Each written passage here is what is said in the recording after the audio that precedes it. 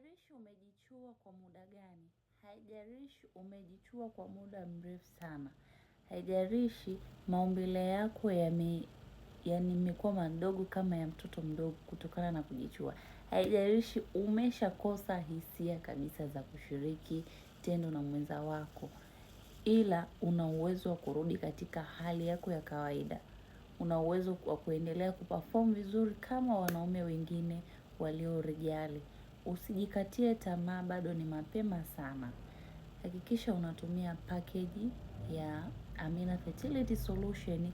Itakusaidia kwenda kuondoa hayo madhara yote ya kujichua na utaendelea kuperform vizuri kama mwanaume rijali anavyotakiwa kuperform. Unapataje package hii ya Amina Fertility Solution?